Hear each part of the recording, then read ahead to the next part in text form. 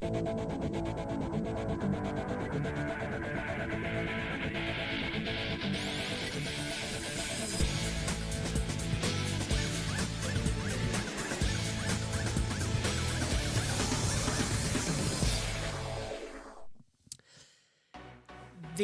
FIA Formula 2 Championship rocks up to the Circuit de Barcelona, Catalonia in Spain, ready for the first practice session of the weekend. Welcome to the 45-minute action here in Spain. Well, Montmeló is the facility we are here at, the Circuit de Barcelona, Catalonia in Spain. A little delay to the start of the session due to barrier repair from Formula 3, so we'll be on shortly. A little bit of a change, not too bad as well. Jack's still alongside me in the commentary box from Formula 3, the little owl as well. So here we go then, ready for another session, and I think Jack as well, Formula 2. We're going to be a lot more excited about the championship getting a lot closer in the last couple of weeks. Yeah, Formula 2 never disappoints to give a very, very good championship battle. The last few years it's been decided, I think, before the final race. But it's going to be a very exciting battle, and we got some, especially with the new car, we got some faces that maybe we thought were going to do well that aren't doing so well. Victor Martins, Ollie Behrman, just for example. And some people that I didn't expect to do so well. Like people like, what's his name? Zane Maloney. Yeah, definitely. Maloney's now in contention as well for a possible Williams seat going forward, as long as Carlos Sainz is as well. We'll get into that later as well during the commentary, but right now it's time to get ready and set here as the green light is about to go on. And the first practice, well, the only practice session that we get here will be underway here for the session. Let's join the world feed as the green light goes on and the timer starts ticking down now. Let's join the world feed.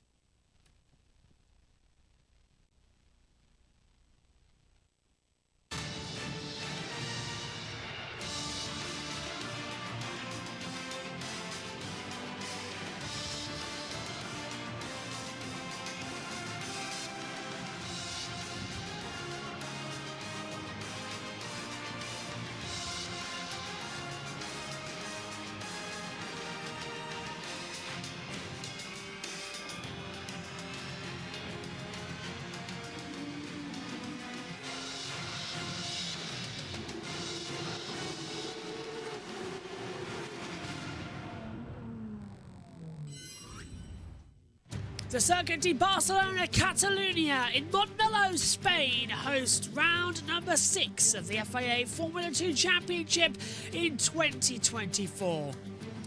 Located 30 minutes away from the centre of Barcelona and a further 30 minutes away from Girona. This is the heart of Catalonia. The Circuit de Barcelona Catalonia came onto the F1 calendar in 1991. It's been a mainstay ever since.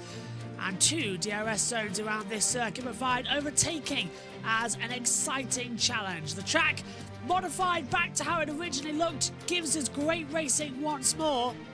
And the cars out on the circuit on their shakedown laps as well for round 6 of the season. A 45-minute practice session awaits us. I'm Joshua Birch, alongside me in the commentary box is Jack, the little owl as well. And I'll tell you one thing, it's all looking pretty this morning. And on board with Paul Aron straight away, the leader in the championship. And Jack, I think it's ironic that the man who was dropped by Mercedes in favour of Antonelli in the development programme has got no backing for Formula 1 drive, but is dominating F2 and proving Mercedes wrong. Definitely, I think, deserves an F1 seat. Aron has been unstoppable. Honestly, I was so shocked that Mercedes dropped him because he was doing really good in Formula 3. I was shocked that Mercedes dropped him. Of course, is he the championship leader or not? I think he's the championship leader. He is an 80 points follower on. Okay, yeah, I thought it was Zane Maloney maybe I'm just back before Monaco though. He's down into Zane Maloney, the other big contender, I think, for this championship. Especially as he's a Sauber Academy driver, I think, Zane Maloney, so. He is indeed. The timing tower will pop back in to itself when everyone sets their sector times. Here's Jose Maria Marti out there on the circuit now, just keeping keeping it up to date. New cars, of course, here for the first time at Barcelona for Formula 2. And they all look pretty much okay, don't they, as well? It's still getting used to that rear wing and how strange it looks. But it's been working for DRS, as we see these campfires going on as well. Don't forget, the first 15 minutes is track acclimatization. But let's hear it for the championship leader. Crazy exciting.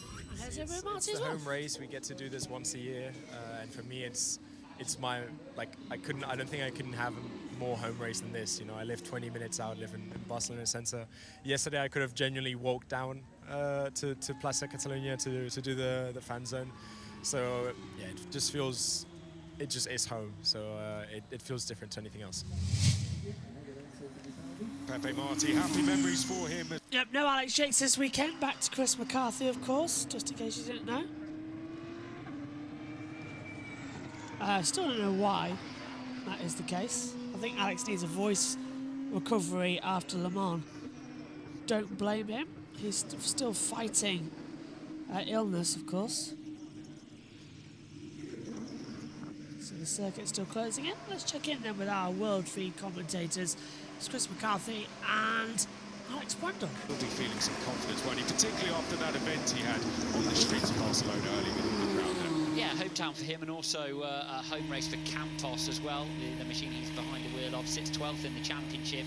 At the moment, Pepe Marti has shown pace throughout the year that I think is not really reflected in his results. So much of the time we've seen that Red Bull liveried machine up towards the front of the field. We've seen various incidents for him as well, taking him out of races very early. Plenty of incidents as well of late for this man. Zane Maloney wiped out of the race back in Monaco. The erstwhile championship leader has now dropped to 3rd position in the series in his Sauber liveried Rodin machine. So plenty of drivers, it must be said, throughout the early stages of this Formula 2 season who demonstrated pace and ability behind the wheel, but the nature of the Formula 2 Championship this year and the number of incidents we've had, which I think have been quite high throughout the early phase of the season, taking drivers out of paying positions.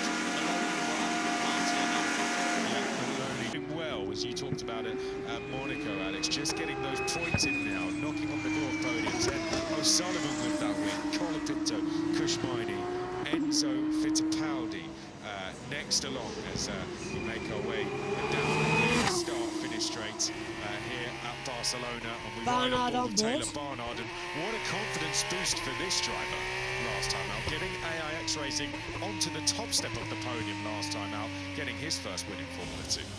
I think as well, Jack, that was fantastic back in Monaco for Taylor Barnard to take victory. Of course, he had experience there in Formula E, and he very nearly, of course, got disqualified from the weekend because FIA rules dictate in Formula 2 and Formula 3 that you can't race at the same circuit within the same year in a different category. But he got special dispensation from the FIA to do so with Formula E.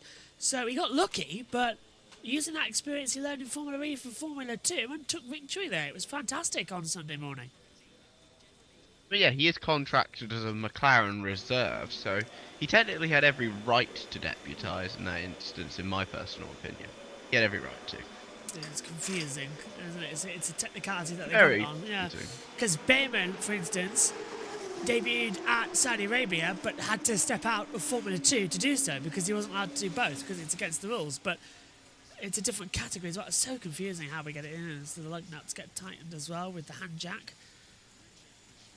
There's Oh man, it reminds me of all the NASCAR stuff, because sometimes you have drivers doing like 3 races per weekend. It's crazy, but here you're not allowed to do even 2. It's such a different world.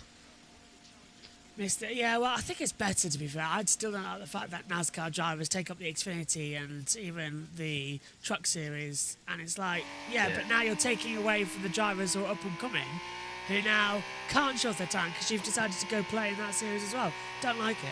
It's like if Hamilton came into the F2 race, it's like, what's the point? I think one thing that the young guys who are in like the Trucks and Xfinity have said themselves is they actually like being in a race against the Cup guys. Of course It gives them more experience to learn, according to them. And also off topic here a little bit, but I've just received breaking news that Wales have sacked manager Rob Page. Wow. After the Dragons have failed to qualify for the Euros, it's announced he has been sacked. That's a shame, actually, as well. But then again, they were in the Euros 3 years ago. Couldn't get in. Didn't make it in this time. 3 years, blimey. That's insane. No. Slightly scared. Barnard. Yeah, it's 1-2 at the moment. Don't forget, time starting to come down 1:28, 1:43. But this is only the acclimatisation part of the session. The actual one with all the cars going on the circuit will be in 6 minutes' time. It's just a rule, the guideline that sort of go into it as well. Acclimatise the track, get some banker lap times in, then start pushing at the 30-minute mark. At least in Formula 2, we're seeing a slight more action coming through.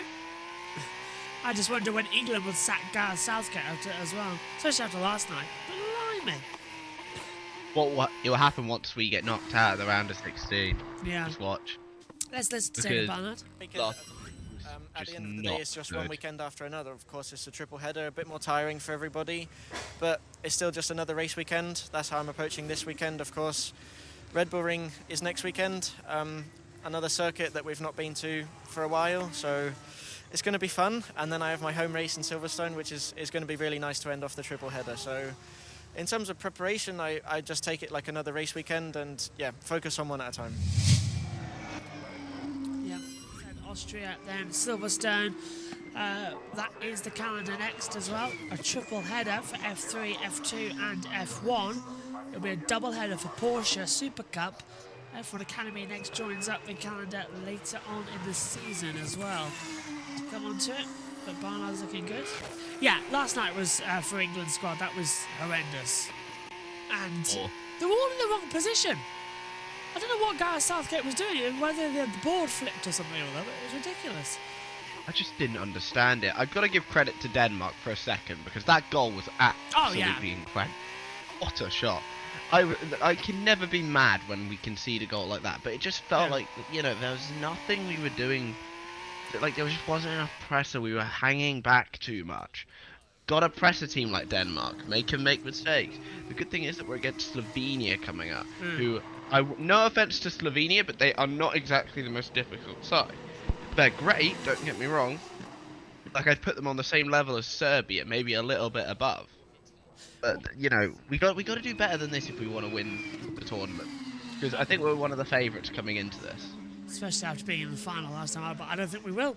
I think after that final in the Euros a couple of years ago, that we lost, Southgate has lost his bottle. He has, in my opinion. It was all I was wrong. fine with the World Cup. I was fine with the World Cup result. I was like, I wanted to get to the quarterfinals. We made it to quarterfinals, and then we faced France, and France are France. Yeah, but like, we're not going to beat France. They're too good. We beat Germany, so that was a surprise. A bad German side. Germany. The thing is, though, we're going to face Germany now if the way we go. We need to top the table. It's going to be so bad. Anyway, back to the racing, not the football. That's the kind of it as well. Tom says, sending my prayers for Southgate sacking. What was that? Sending my prayers of Southgate for sacking. Yeah, I can't find mine. What is that? I can't read that, Tom. Sending my prayers out for Southgate sacking. There we go. It'll happen. Yeah. The love heart running blocks off one of the names as well. Can you move that? No. Yeah. No. I'll just press 100% then. So, cars still in, 32 minutes to go. 3 out of the circuit right now, but that is Durz-Gemator and Barnard. Everybody else still in the pit lane with the acclimatisation going on. That's what the opening 15 minutes is about. Honestly, I think we should go down to a 30-minute practice session at this point. We don't need this track acclimatisation, and the drivers aren't using it anymore. Both support series, in fact, every should be half an hour, apart from Formula 1. because I think everyone worked. I think even that's too long. 3 practice sessions is too long. That's why I'm actually looking forward to the sprint next weekend, because it's going to make Austria so much fun. 1 hour practice session, yeah, go on. I'm gonna have to agree with you with that. I don't see the point of 3 practice sessions. Like, maybe just dedicate the entire Friday to the 2 practice sessions. Then maybe do like this qualify. Maybe do like the knockout qualifying or whatever. And then do this like 1 lap shootout for the top 5 maybe. I know it sounds so gimmicky, but I like the idea of like Super Pole of some sort. I like the idea as well, to be fair. But I think that's why we've got the sprint qualifying. That's what we need to adjust. Also, I'm getting so confused now as well, because I liked last year where it was practice. It was, what was it? Practice. Then it was qualifying for the race on Friday afternoon. Saturday was the whole sprint day. I thought that worked really well. So it was Friday was the whole. I agree. Saturday was the whole sprint day. That was fine. And then Sunday we're back to the action with the Grand Prix result from Friday. Now we've got practice, sprint qualifying, sprint race, qualifying, race. I'm like, can't we just have races, the racing back to back? It's like, and why do we need 2 qualifyings? MotoGP have a sprint race. They don't have 2 qualifyings, they have 1 qualifying. The grid sets both. And that's worked really well, because we get different winners.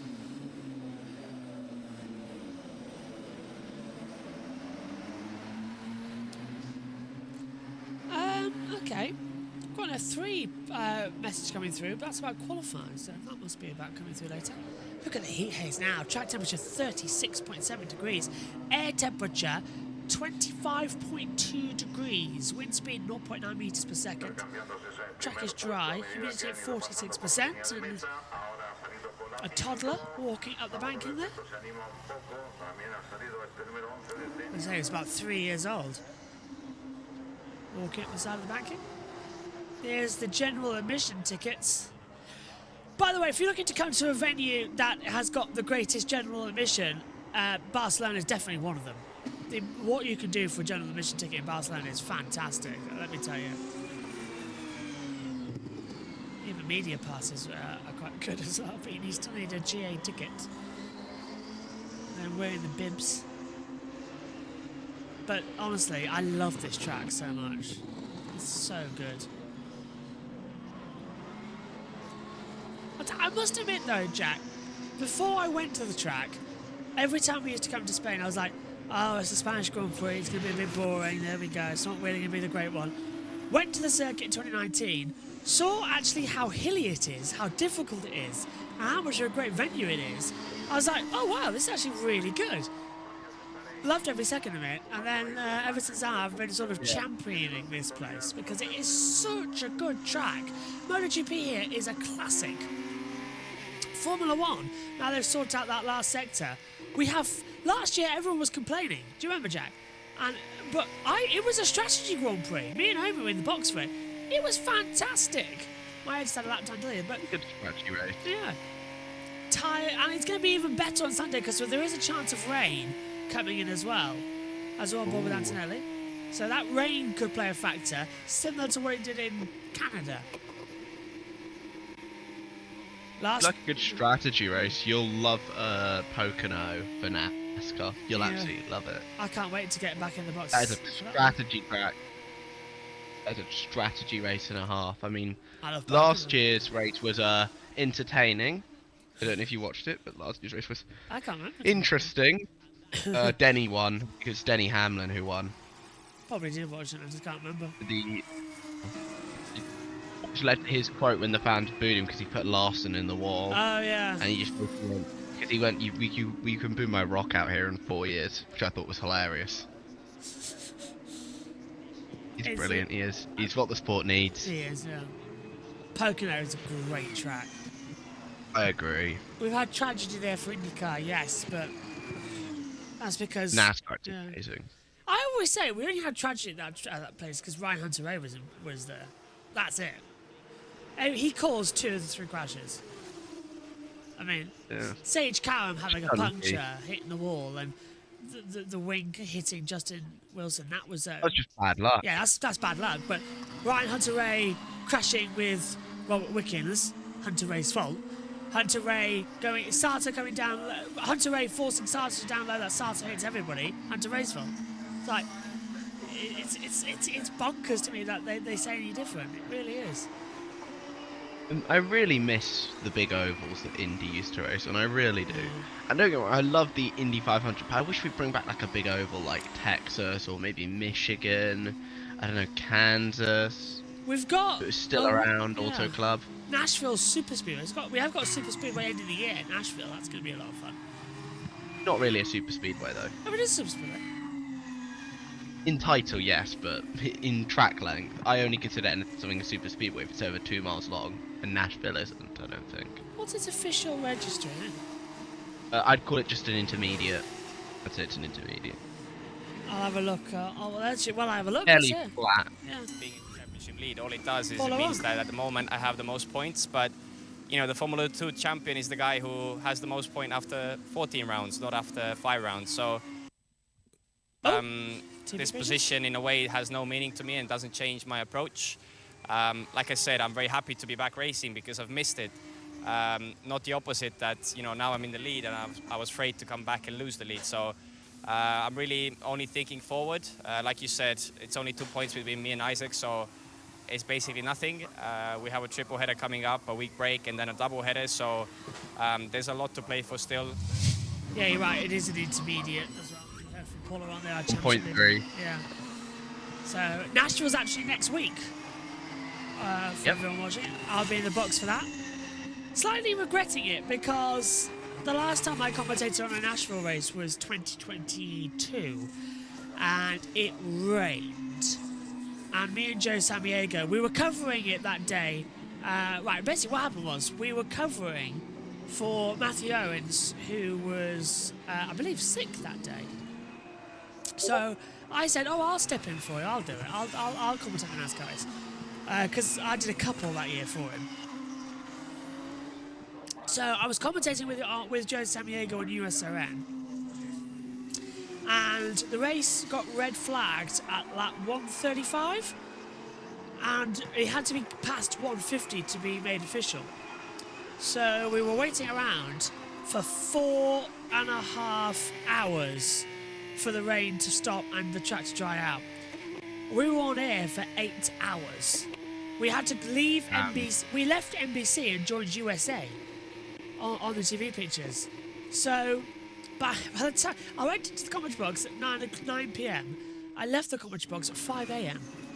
It was a long broadcast. And me and Joe Samaniego were running out of things to say. We ended up playing, during the red flag period, we ended up playing some of the grid shows on USRN because we were just like, well, what do we do? We've got nothing to talk about. But yeah. Bring back Pocono, says Fabrice. Yes, question mark. I like it. So you're talking there as well. Maybe not necessarily Pocono, but I would say maybe one of those big ovals like Michigan's one I want to see back. The main one I want to see back though is Kansas, especially after the brilliant racing that the Cup Series has produced. Especially with the closest finish in Cup Series history earlier this season. A thousandth of a second. I mean, we got the imagine third, that in F1. I was jealous I missed that, actually, the close to finish. I was not in the box for that one. You got Atlanta, that's good enough. I got Atlanta, I agree. That was good enough. Yeah. Ours movie be like. I'm hoping the viewing figures for NASCAR picks up when we get to the round of 16. I really am. I mean, they were great last week. They're back up. They're getting back up now. Now that NBC have taken over, the viewing figures are slightly coming up a bit more as the timings now start to come down. Put them on top as well. They're getting faster. So with Fox, it started high. Then our viewing figures dropped off. Now NBC have come back. They're slowly going up again. So People just don't like Fox. no, they don't. People just don't like. To be fair, their TV coverage, absolutely. Well, I don't like to criticise people that much, but it's pretty bad. NBC apparently was some They've world missed difference. whole wrecks. NBC's great, that's the issue, but Fox have like missed whole wrecks and everything. Yeah. Poor. I'm looking forward to not feeling bored of the commentary box on Sunday because, of course, with them both being on the same channel over in America on USA, NASCAR leads directly into IndyCar. So whatever happens in NASCAR won't affect IndyCar, so we're fine. Because we're golden there. Josh T, however, is standing by to take over the NASCAR side of the commentary if I have to go do IndyCar. Yeah, I'll stick to NASCAR, of course, because that's more of my area of expertise than IndyCar is. But I do love a bit of IndyCar sometimes. We're going to Sega this weekend. We've track. We've got a man trackside as well. Jackson Ambrose, nice. He's headed out. And we'll be hearing some interviews on race day from him as well. Slightly bigger NASCAR pre-show as well this weekend. Now that we've got access back to our videos, the drivers and audio as well, so we can hear from some of the drivers in the press conference about what they've been saying about the season so far. And also, when we get to the round of 16 and the playoff season, our coverage of NASCAR will step up massively because it's going to be the main focus of attention because the view figures will rise up and everything. So we'll have longer pre-shows. I'll be on a lot more of the coverage, and IndyCar will be over as well. So as soon as IndyCar's over, NASCAR becomes like, I'm back full time. Focus. Yeah, that becomes our focus because that's our Sunday evening slot on a race day. So that's fine. But I mean, it is New Hampshire, of course. It's not a track known for excitement, more of a strategy-based race, in my opinion. Yeah. I expect to see some good racing. I mean, I'm trying to think, what's the last iconic moment to happen in New Hampshire? I want to say it was when Harvick did a bump and run on Busch for a win back in 2019. I want to say it was when he did the good old-fashioned bump and run on Busch. The bump and run. Do love a good bump and run. I do. Can't wait to have you in the box on Sunday. Gonna be fun. I just hope I get a Talladega race at some point. I'd love to do a Talladega race. It's literally one of my favourite tracks in the world. I can't remember when the next Talladega, if I'm on the next Talladega. I've not done Talladega this year. I missed it as well because I was doing Long Beach. It's in the playoffs. It's in the playoffs. I might get it then. Looks like I might. I hope I might. Hope so, because I'm joining you if that's the case. Oh yeah. Because I love Talladega. We're just worried The about. track's stupid. It's stupid. Don't get me wrong, but it's amazing.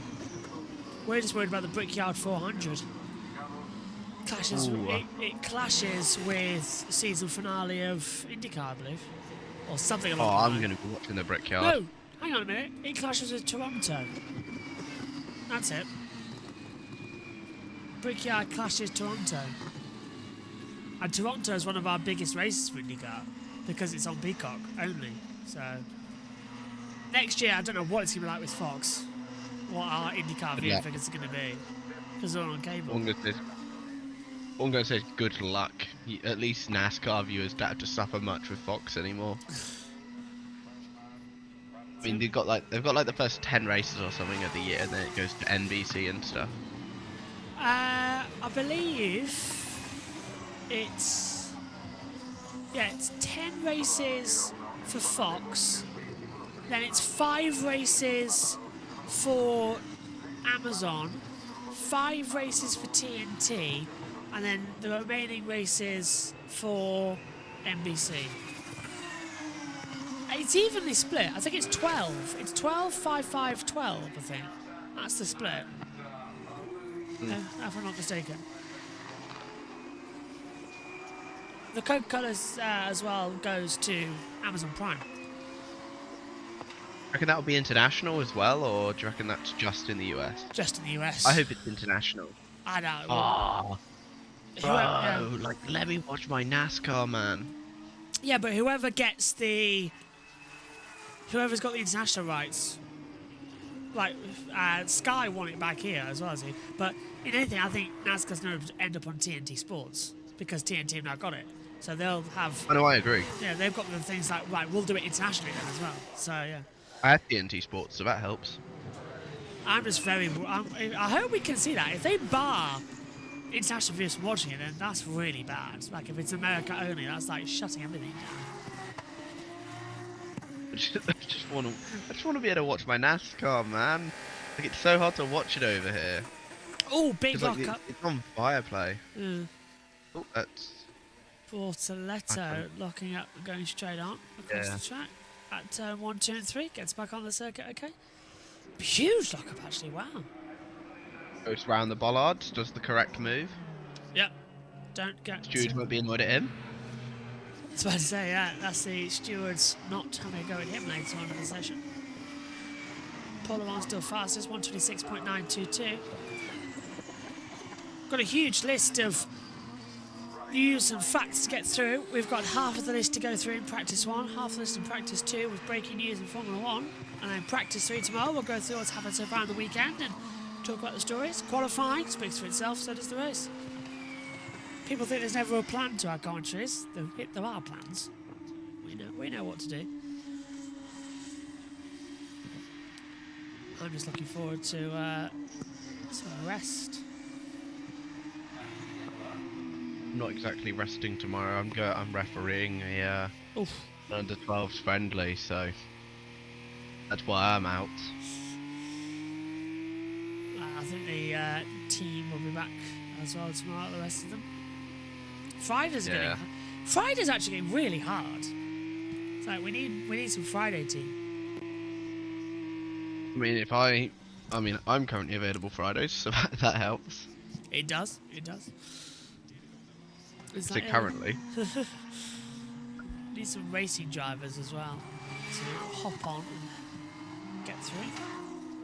I can see if I can call up Max Verstappen and see if he's interested. Yeah, get him in as well. Practice session as well. Tell you what, though, just while he's in the car driving along.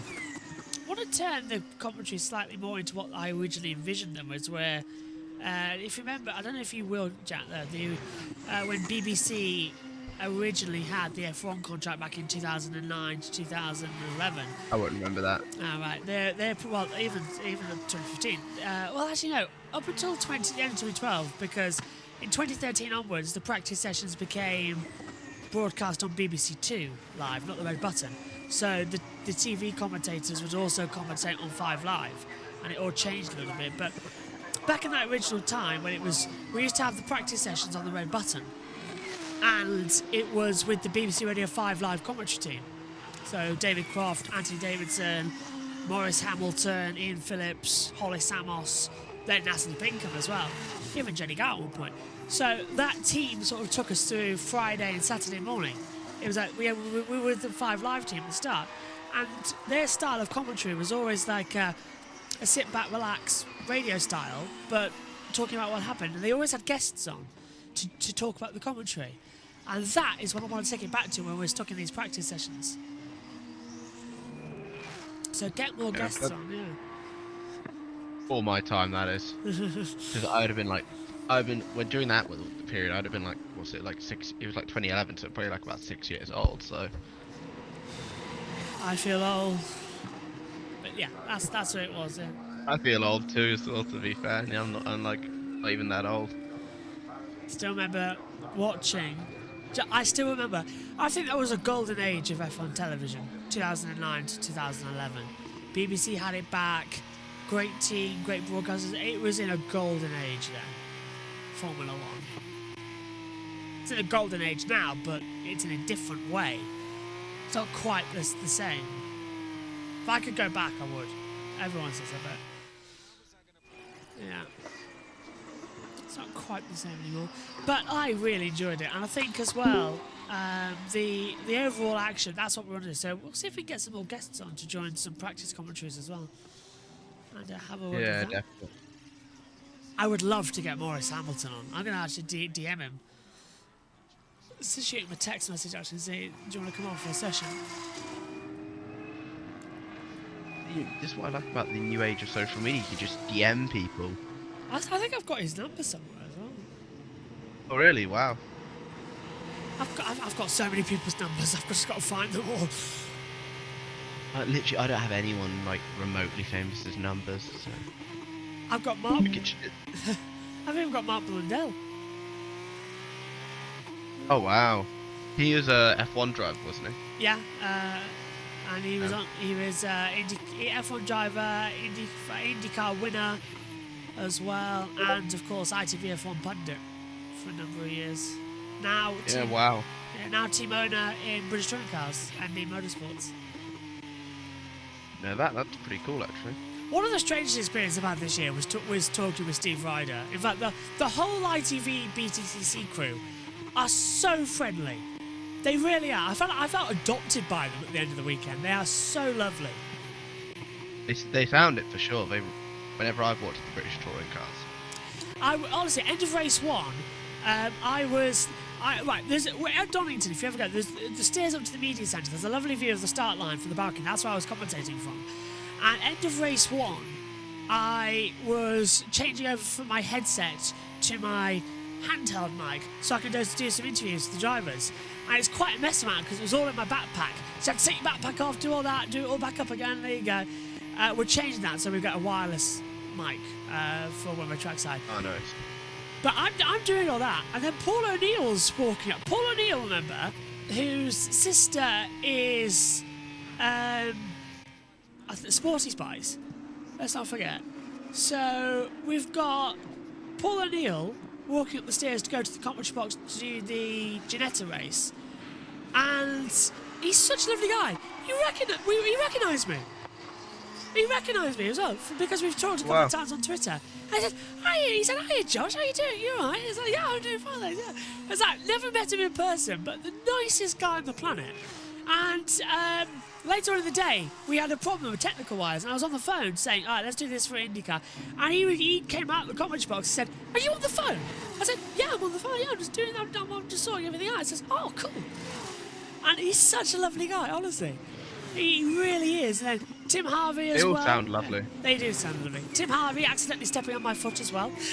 Coming out there. I was packing everything. Well, it was soaking down. I was getting everything ready for race one in the media centre. And he came out from the written media journalists into the TV journalist area and accidentally stood on my foot because I was knelt down with my foot backwards. But he's so lovely. Davey Addison as well.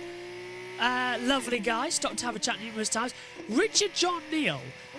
Unbelievable man. We had about a half an hour, 45-minute conversation in between races about everything motorsport related, and he is so nice. We're actually having lunch at Not Kill. I'm supposed to have lunch with Steve Ryder actually at Not Kill as well, so I'm going to have to double up. But he's finally going to tell me the Vicky Butler Henderson story that I can't wait to hear. So that's at Not Kill. And then I met Steve Ryder on launch day, and he said we must link up and all that lot. And I said, where are we? We in garage. So he told me where to go in the garage section and everything. Met the ITV crew. Still haven't met Louise. I said, me and Louise keep passing each other, but we're so busy that we haven't had a chance to stop and talk yet. So I'll get round to Louise. But yeah, walking into the media centre, being for the first time in touring cars, being escorted by Steve Ryder is one of the weirdest experiences you'll ever have in your life. And honestly, I can't wait. I loved it. And every time we do the touring cars now, I just don't want to be standing in this commentary box. I want to be trackside. And I can't wait to get back at Not Kill. And then the season finale at Brands Hatch. And then next year I'm doing a lot more as well. So yeah, it's just so nice as well. And the access you get to the drive is unbelievable. Tom Ingram as well, such a level-headed guy. It just sounds lovely. It does. I mean, I'd love to meet all of these guys. Like, not even that, but like the NASCAR guys, the F1 guys. I'd love to meet them because they all sound absolutely lovely. Speaking of F1, I've actually got a bit of breaking news. I don't know if you want me to share the breaking news I just got from F1. What have you got? I haven't got it. Alpine have hired Flavio Briatore as their executive director. Flavio Briatore is primarily known for his involvement in the 2008 Crashgate scandal. Yeah, Nelson Piquet Jr. Indeed. His ban got overturned by a French court in 2010, just to remind you though. Yeah, he's been around in F1 for a couple of years. He's still, of course, Fernando Alonso's manager, but yeah, he's back. Yes, I did see that actually. Yeah, we're going more in depth than that in Practice 1. So much to get through. Practice 1, surprisingly, it's been 2 weeks, but it's one of the busiest Practice 1s. We've got so much news that's happened to catch everybody else up on, so do join us for first practice later on. Fabrice, hang on a minute. All covered after Le Mans, says Google user. Yes, I just about have, although I'm still a bit tired and suffering with a bit of insomnia and stupidly stayed out until 2 2 a.m. last night as well, with catching up with some friends before they go off to America. Come on. I know I'm probably glitching out here a little, Al, so I do apologise if I am. Yes, you were glitching out a lot. It's the laptop is having Something about catching up with friends before they go to America. Yes, yeah. I was out until 2 a.m. last night, catching up with some friends from America before they go back. Well, go. Oh, nice. Yeah. Yes.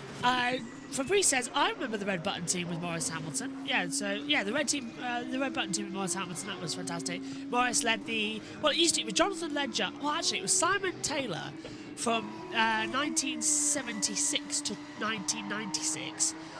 Then it was Jonathan Ledgard from 1997 to 2004. Morris Hamilton had it in 2005. And then in 2006 to 2011, it was David Croft. 2012 until 2015 was James Allen and Jonathan Ledgard as relief commentator. 2016 until 2023, it was Jack Nicholls. And then 2023 onwards, it's been Harry Benjamin as the BBC Radio 5 live commentator. Murray Walker obviously did a couple for them as well back in the day, but he was mainly on the television side of it all. But, yeah. And Fabrice also said that would be amazing. Perfect. Prefer the relaxed radio style than the Sky hype broadcast. Yeah, that's what I'm finding as well. Nothing needs to be... Practice is part of the story, but it's more a relaxed catch-up. And that's what I want to sort of shift the commentary to, because every now and then it's like, right, what's happening now? We're talking too much about what's happening on the track, and we're missing all the news stories. And without our preview shows this year, it's getting harder and harder to sort of fit the stories in. Yeah, I much prefer the whole relaxing style of commentary than like just hyping everything up to the highest degree like Sky do, which I've never understood.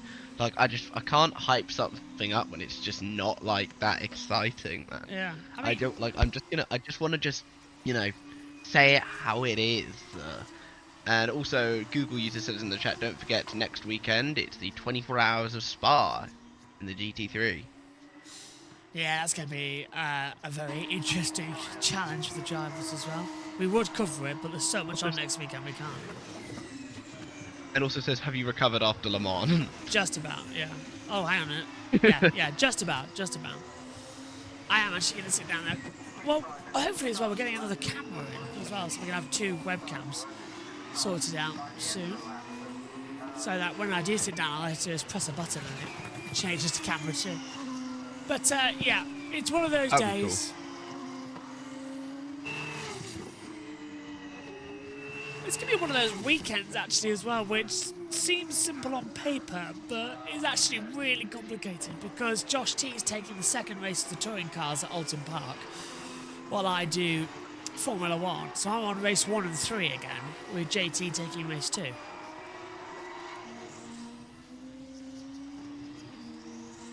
I wish touring cars would... they just need to be simplised a little bit more. Next year, the calendar's a lot better now. Google user says in the chat that he'll be at New Hampshire Motor Speedway for qualifying and practice sessions today. That's the Xfinity and the Modifieds, I think. Leaving in 3 hours. Are you driving, flying, trains? They don't really do too many trains in America, I don't think. No, they don't. I'm not sure. Well, they do a little bit.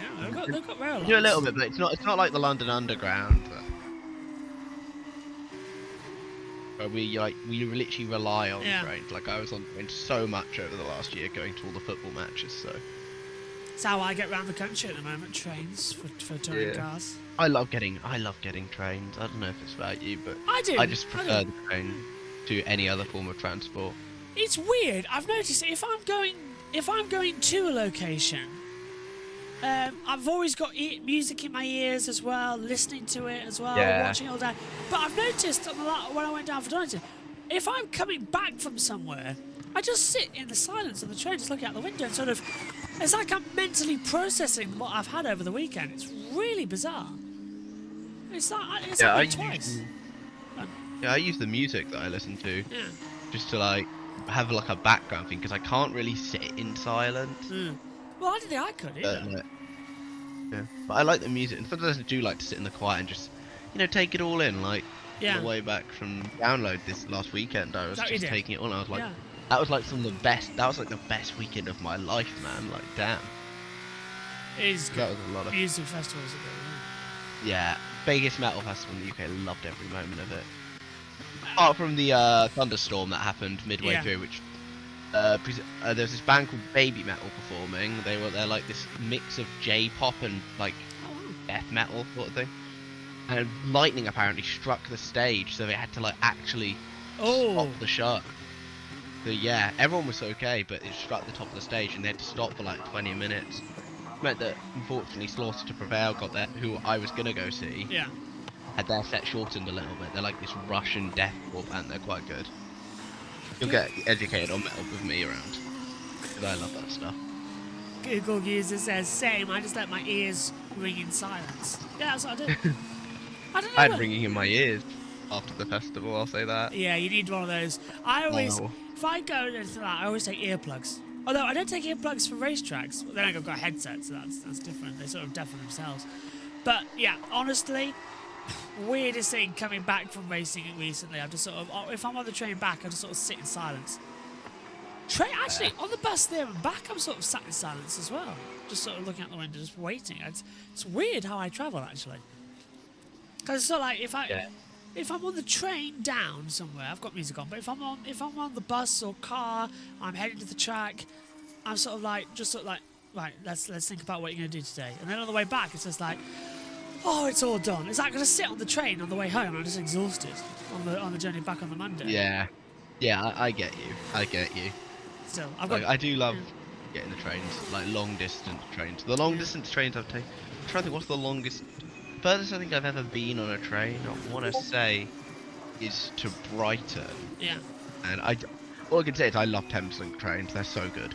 Well, I'm doing. They're so good. They have like aircon and everything. Oh. So good. I've got Knock Hills. Checkered flag out. Yeah. I've got Knock Hill soon, and the only way I get there is via train. Although I've got to find where I'm possibly staying.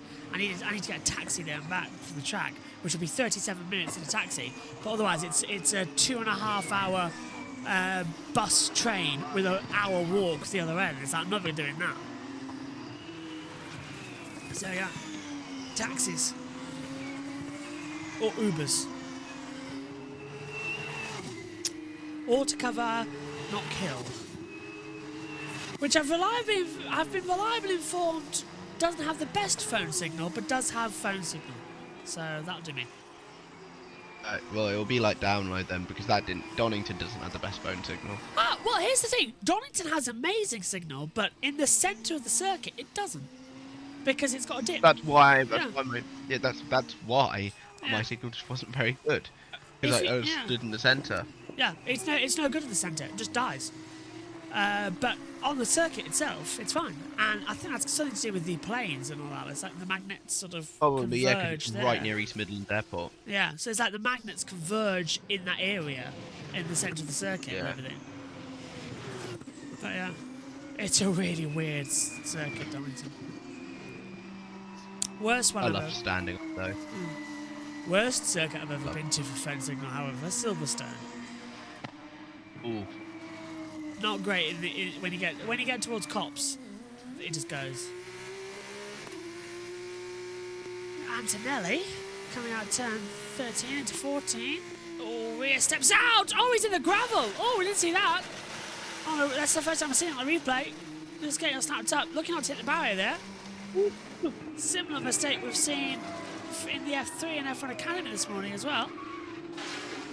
Oof. I thought he hit the barrier, but that sound of the gravel. It was like, whoosh. You heard it yourself. Off topic, but I feel Berman will get an F1 ride next year. Yeah, Berman is linked to Haas already. I hope he does.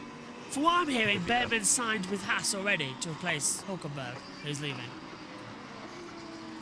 That would just make logical sense.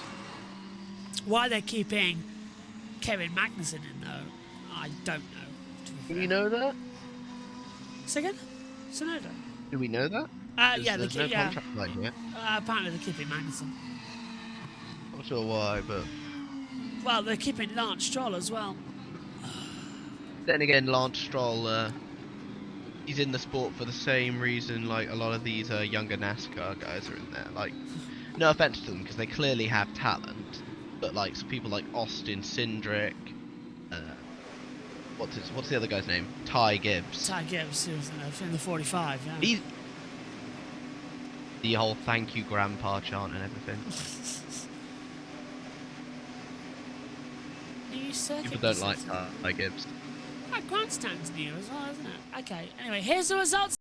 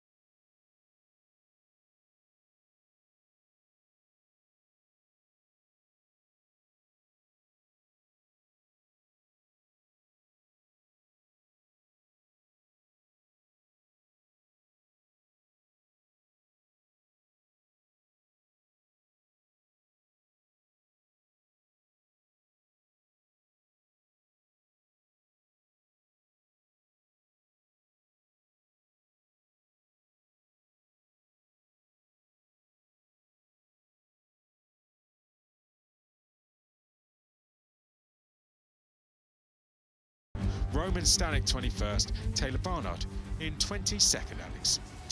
So then, Jack, what did you make of that session? Good to see the mate Paul Aron still doing well. Entered for Fittipaldi. Maybe he could be a surprise with the title fight later in the year. And also, quick shout out to Zach O'Sullivan, because I'm a big Zach O'Sullivan fan. P6, lovely result for him. It's also Zach Correa in 5th. Yes, one more Correa up in 5th position. Wow. Yeah, really strong from him. Lunch break time then here in Barcelona. We'll be back in an hour and 15 minutes time for the opening practice session of Formula 1. And it'll be F3, F2 qualifying, practice 2 for F1 and the F1 Academy qualifying. Thanks to Jack. We'll all go and have some breakfast and some lunch. Take care, everyone. We'll see you soon. Bye-bye.